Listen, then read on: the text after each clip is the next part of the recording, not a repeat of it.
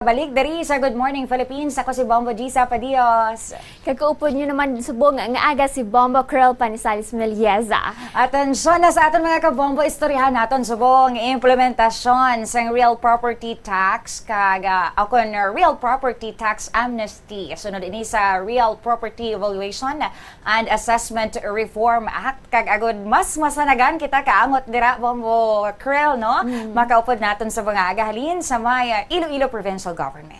Yes, Bombo Gisa, no? So para mas maging maathag sa aton kung ano ining tapikong aton pag-istoryan sa bunga aga, kaupod naton si Ma'am Fatima Bayoma, ang Chief sa Tax Enforcement and Field Supervisions Division sa Office of the Provincial Treasurer, Bombo Gisa. Si Miss Fatima Bayona. Ma'am, yung aga, welcome to the program. Kaupod mo si Bombo Gisa, kag si Bombo Krill. Happy Sunday. Good morning. Good morning, Bombo Gisa and Bombo Krill, no? And thank you for this opportunity nga ginahatagan nyo kami diri sang tiyempo nga para mapalabot man sang aton nga mga Ilonggo taxpayers ang maayong balita sang Real Property Tax Amnesty. Sige, nagapamati, nagamonitor, nagalantaw na aton mga taxpayers sa probinsya sa Iloilo. Una gid antas kita magkata sa amnesty program. Iklaruhon naton anay para mas masanagan sila ano bala ini real property tax naton nga ginatawag, ma'am. The Real Property Tax Amnesty is unod ini siya sa Republic Act 12001. Ang pareho na sa gin-mention mo kaina ang Real Property Valuation and Assessment Reform Act nga ginpirmahan sang aton nga presidente Bongbong Marcos sang June 13, 2024. Ang iningalayi ang nagahatag o maga-implementar sang uniform and market-based nga real property valuation sang tanan-tanan nga propiedad sa bug-os nga Pilipinas. So ipatigayon man sa siningalayi ang Philippine Valuation Standards kung diin may pareho na no nga standards ang paghatag sang valuation sa dalang nga properties, ikabadula na ang mga conflicting nga sari-sari nga paghatag sang value sa aton mga propiedad nga may ara man ang BIR sa ilang zonal values, may ara man ang aton nga mga financial institutions, ang kada local government unit sari-sari ang ilang nga mga pamaagi no sa paghatag sang valuation. And sa pagpatigayon sang siningalayi may ara na uniform. Isa na lang ang paggagamiton kung diin amo ini ang schedule of market values nga iga-approve sa Department of Finance kag igapatigayon sang aton nga mga local government assessors paagi sa aton nga mga sa mga local government units paagi sa aton nga mga local assessors.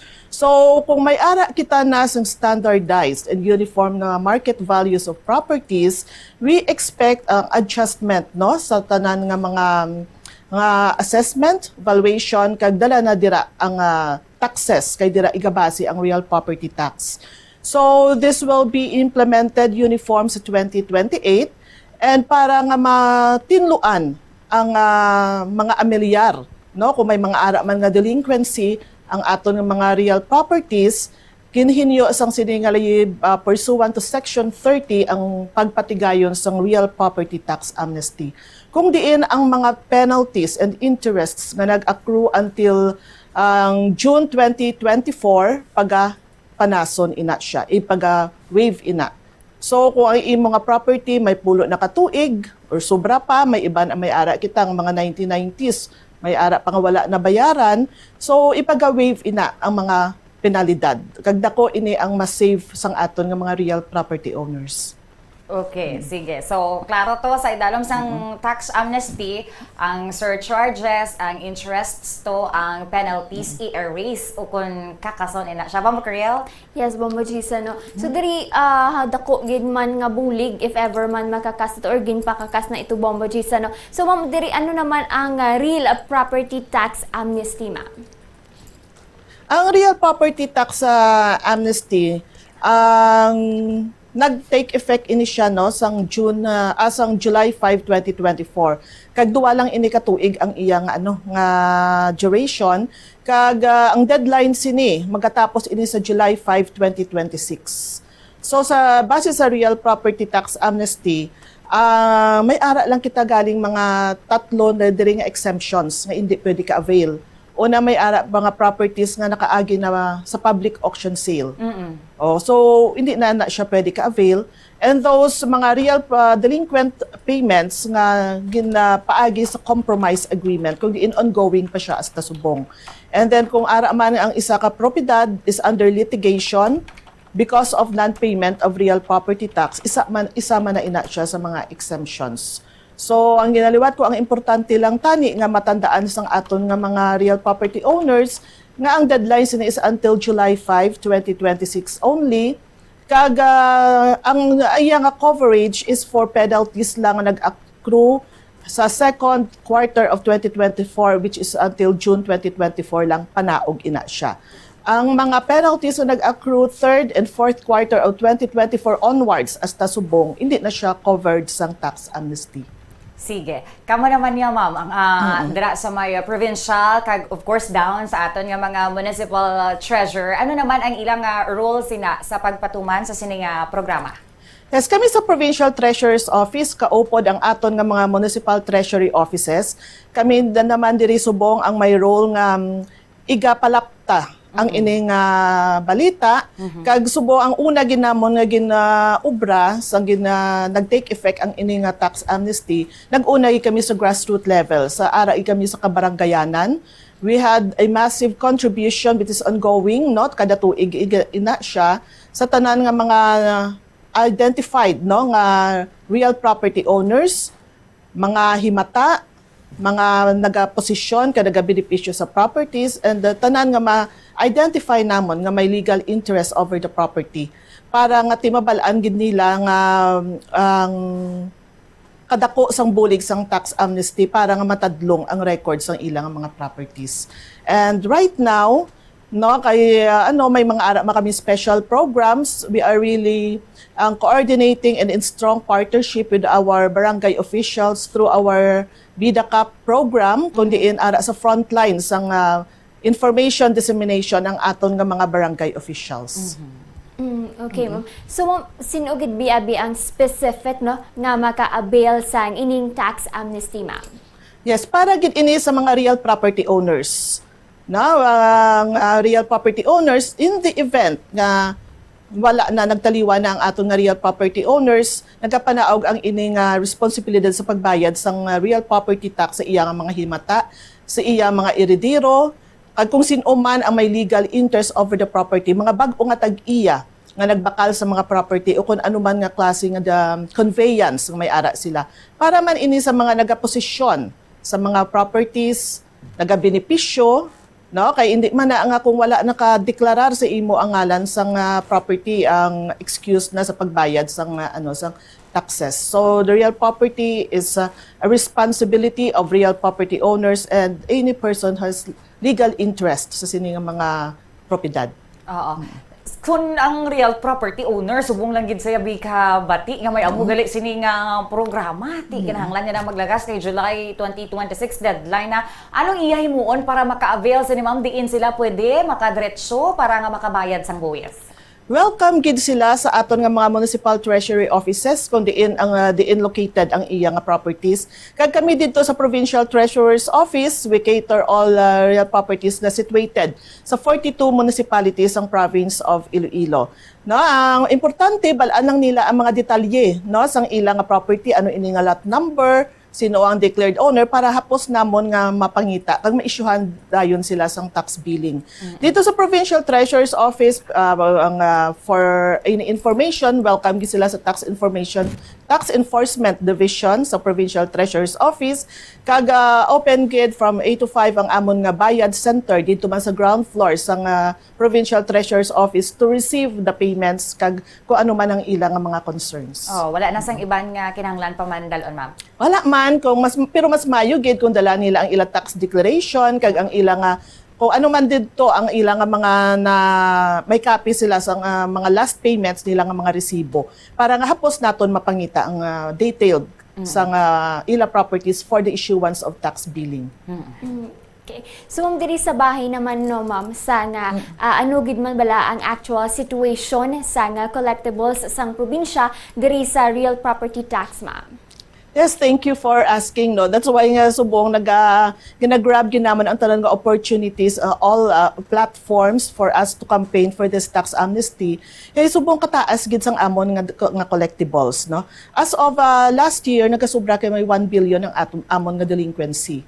But hindi lang ni ang amon nga ginahimo, hindi lang ang pagkampanya sang collection, we are also grabbing this opportunity nga sa amon nga pagpamarangay nga makabaluman kami sa mga details kay basi pa lang ma-cleanse namon ang ini nga data. Basi hindi lang ini siya tanan kolektahon, kundi basi mga correction lang, mga updates, no? Kung mga inigid man nga mga properties are the existing pa bala sila.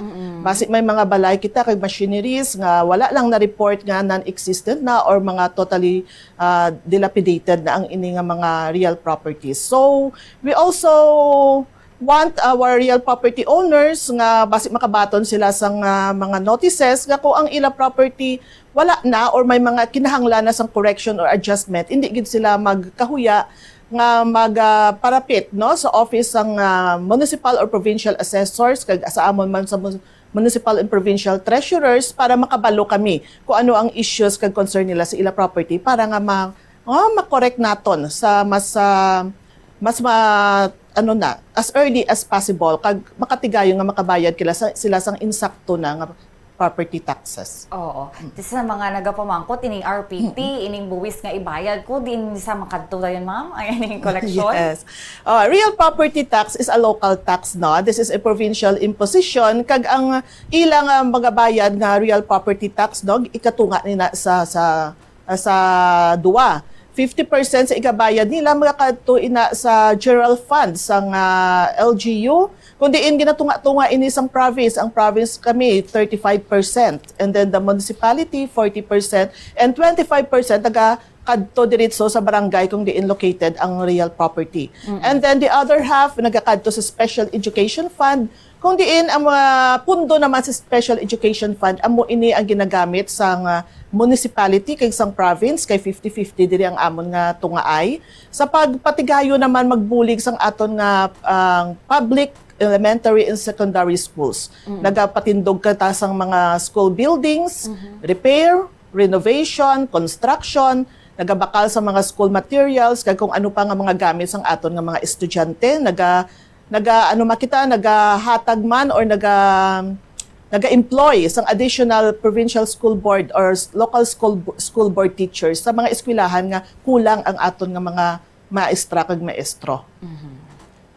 So, buong no, gabalaan na itong bomojisa kung di ginagakadto ang aton nga buwis, no? Kaya ti ginagamit man sa inchakto. Okay. So, ma'am, sa ano nga nagkalain-lain na nga pagpanghangkat, no? O kung challenges kung nga dako sa gihapon ang kolektahon sa RPT, ma'am? Yes, isa sa mga dako namon nga contributory factor sa mga delinquency. Ang aragid ang problema sa CORP-covered properties. The province of Iloilo is ano siya sa mga probinsya na may mga dako nga coverage ng CORP-covered properties. And sad to say, no, dako man ang may under collective CLOA.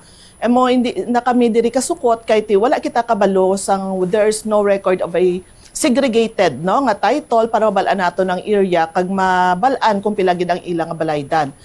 We are in partnership and coordination with our Department of Agrarian Reform, the provincial office, and right now those collective CLOA gahulatin kami sang results ng split program, and we are thankful with our DARP partners kay kung may ara na gani nga mapabangunan sang individual title noon may inistoryahanay na kami nga paghahatagan gid nila dayon ang local government unit, specifically ang aton local assessor para nga makompyuta na sila sang ila tagsa-tagsa nga individual nga balaydan sang ilang taxes. So with other problems nga hindi siya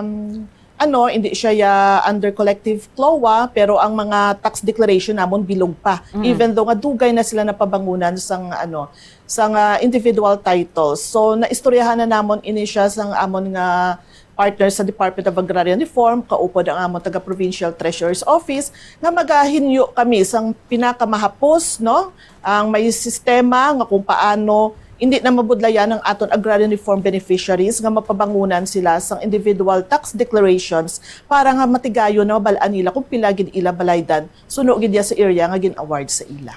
Sige. Oo, ma'am, palagas ko na lang para maplastar natin man sa iban nga real property owners. Pananglitan maglampas na bini ang Hulyo 5 nga deadline. May mga penalidad ni ma'am para sa mga hindi pagid, for example, wala sila nakabalo nga may amo ni nga program or wala pagid nakabayad or nagpabungol-bungol. So anong matabo ni sa ila properties na? Yes, kaya sunod sa IRR sang Republic Act 12001 until July 5 lang gid no ang 2026 ang ini nga tax amnesty. So paglapaw sang July 5, 2026 magabalik na ang pagpataw sa mga penalties. So wala labot nga kung wala sila kabayad, tama kadako ang ilang balaydan. Kami naman ya sa local treasury no services, the local treasurers, we are mandated by Republic Act 7160 nga dapat sukton gid ang ina ang mga delinquent real properties. So kung hindi na mas ang pagsukot sina, we are also mandated to implement the civil remedies na ginhatag sa amon nga layi, amon ni ang administrative remedies through sale sa public auction sa delinquent real properties. Kaga pwede man gani nga mapasakaan man sa kaso ang mga delinquent real property owners. Okay, ma'am. So lastly, ma'am, no, ano ang aton nga mga tika nga ginahimo diri sa Iloilo Provincial Government agod nga mapaalinton sa mga real property owners ang benepisyo sang nagapadayon nga tax amnesty program sa gobyerno, ma'am? Yes, we are using na no ang kung ano ang pwede namon magamit for a massive info dissemination. We are very thankful no sa aton nga mga media partners no pareho sa inyo sa Bombo Radio for having us here. And may ara kami mga Facebook accounts no ang Provincial Treasurer's Office. You could follow us at Iloilo Provincial Treasury Office, amo na ang amon nga Facebook page. Ang amon nga mga municipal treasury offices may ara man sila nga mga social media accounts para nga hindi lang ang malabot lang ang malabot gid naton ang mga property owners naton nga wala diriya sa province of Iloilo. Madamo kami nabaton nga mga messages, concerns halin sa aton nga mga real property owners kag mga himata nila halin sa iban nga pungsod sa Marayo diri sa province of Iloilo. And then mas ginamon nga starting early this January ara na nagapanagtag na ang aton nga mga municipal treasury offices ang tanan nga notices. Our directive is to massively tanan-tanan gid nga mga delinquent real properties bisan isa la ka tuig dapat hatagan na sang notice para nga makabalo no sa mas temprano ang aton nga mga pumuluyo nga may maayong balita sang tax amnesty. Yehey! Sige, I'm sure damo pagit ang aton nga mas nalabot nga mga real property owners sa probinsya sang Iloilo kag kabay nga makahingagaw sila before sang July 5 nga deadline. Salamat gid sa pag-upod sa amon kag pag-edukar sa mga pumuluyo diri sa probinsya sa Iloilo pagi sa Good Morning Philippines. Kaupod daton kabombo ang Chief sang Tax Enforcement and Field Supervision Division sang Office of the Provincial Treasurer, Ma'am Fatima Bayona. Ma'am, salamat gid. Thank you very much.